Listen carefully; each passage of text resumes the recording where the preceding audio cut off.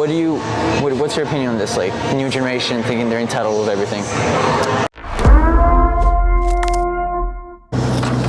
Mr. Rob, what are the plans for today? Today we are heading to the bank, drop off a check, and then we're gonna go to the gym, get a workout in. We're gonna come back. We have a Zoom call with a customer service call center provider that we're going to be setting up for one of our clients. And then today we're actually going to be going and meeting up with Steve and Andrew, and we're going to be having a war room meeting at a shared office space. We got to map out a couple of proposals that we have. We're actually going to apply for some funding and some credit cards, and yeah, should be a fun one.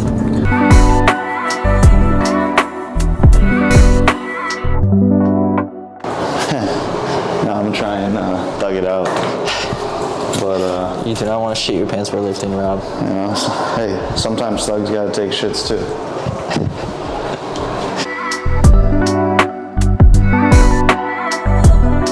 Once you start becoming an old man, it's imperative that you stretch. Obviously, it's mind, body, and spirit, or mind, body, and soul, right? So he said, you know, when it comes to your body, are you flexible? And I said, man, I haven't been flexible since I was like 12 years old. And he said, well, if your mind, body, and soul are all connected, and your body's not flexible, how do you think your mind and your soul are?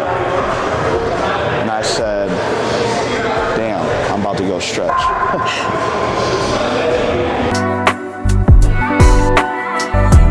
Question for you. So, for people that don't know, you own a marketing agency. Out of all the businesses that you could have started, why start an advertising agency? Well, the funny thing about it is, it's actually not a marketing agency or an advertising agency. Now, don't get me wrong, advertising and marketing is a part of what we do. It does fall under, you know, some of the services that we actually provide. What I started as a solutions company. And the reason that I started a solutions company is because I've built out, you know, marketing, customer service, sales teams. I've built out advertising before. I've built out a lot of things for other companies. And in my experience of doing all that, all the pains that we had, whether it would be through customer service or software integration or having to log into multiple softwares, basically whatever pains that I experienced when building out these other things for other companies that I used to work for, what I wanted to do was create a solutions company that solved all of those problems under one roof, under one brand, under one name. And that was really the inspiration behind what we created. What's your opinion on this? Like, new generation thinking they're entitled with everything. I mean, look, at the end of the day, this is what I tell people. We're entitled to everything except for our results, right? You're entitled to your opinion, you're entitled to your feelings, you're entitled to do what you want to do, live the life that you want to live. But the only thing that entitlement doesn't apply to is actually putting in the fucking work and actually getting the results, right? And so, you know, for people who feel entitled, good for you, but entitlement doesn't equal results. Entitlement doesn't equal success. All entitlement does is it gives you the feeling that you deserve something. And honestly, this is what I tell people, you know, like, if you feel entitled to something, good for you. That means that you have like some kind of a sense of self-confidence, right? Like, you believe that you deserve something, right? But unfortunately, you know, even though you believe that you deserve something, you know, there's a law of compensation that goes into effect. It's more than just the law of attraction. Just because you believe that you deserve something, it doesn't necessarily mean that you're going to get it. And I think that's the biggest thing that younger generation people are confused on, right? There's a law of compensation. You know how many reps I just did? How many? I don't even know. Set. You got a big dog. How you feeling? Tell you what, man. Throat is scratchy. Got about 4 hours of sleep last night. See these fucking bags under my eyes right now, bro?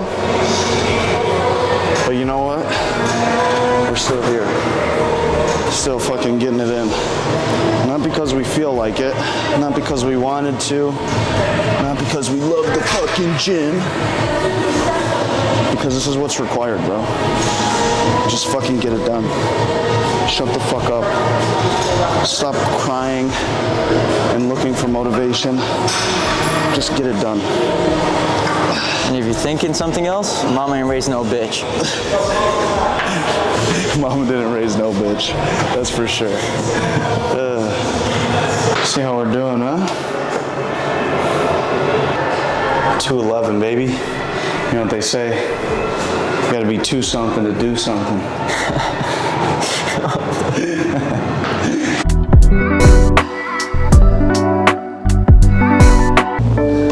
You know what?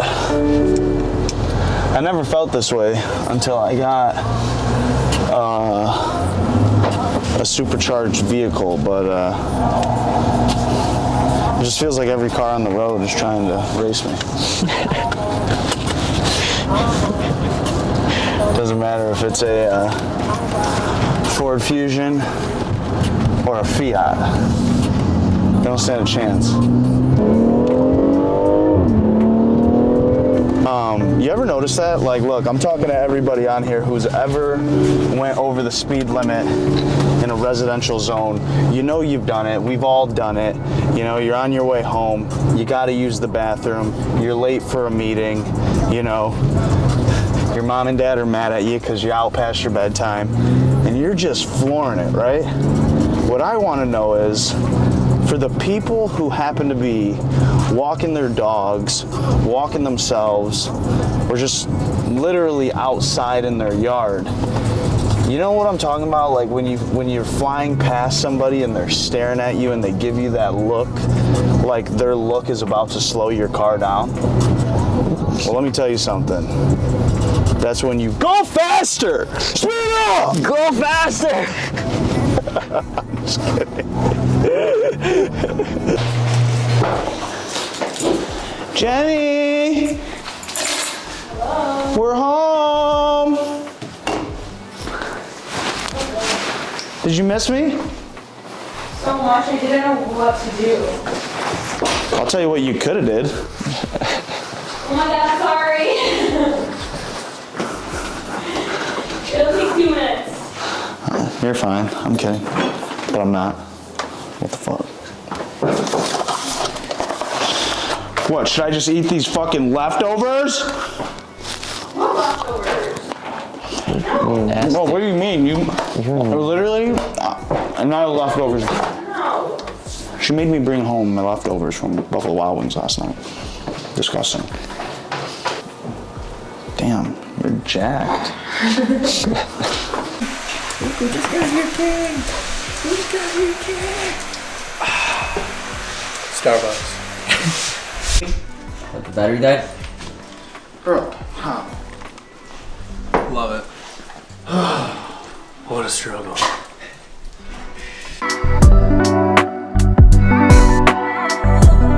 Yeah, I'm helpful. Let's go. Sweet. Wow. So that's how these went. That's good. That's really good. And I mean, look, it all makes sense. You know, I told you how the conversation briefly went. You know, I know you were on with Matt, but like, it was really just like a read between the lines. Like, there's a bigger play here. Yes. There's a bigger play and a bigger picture, and like, we just gotta. Sam's It's not looking about to- value. It's not about money. It's about timing. I think he's ready to make a push for like 100 to 200 locations, and that's why. Because He he needs to offer brought his franchisees that more. number up just like you would bring up 61 customers type shit. You Yeah, know, like we're trying to get there. 2,866 actually. Exactly. Like he brought that number up the same way that we would say that shit. Yeah. So Well, bro, I mean, at that level, you have to have a marketing pack for your franchisees. You have like, to. you have to. and then one thing, bro, he turned to me. So he's in the middle of screaming and he goes, "And I will make sure that every franchisee owner buys it." And I was like, "All right, cool."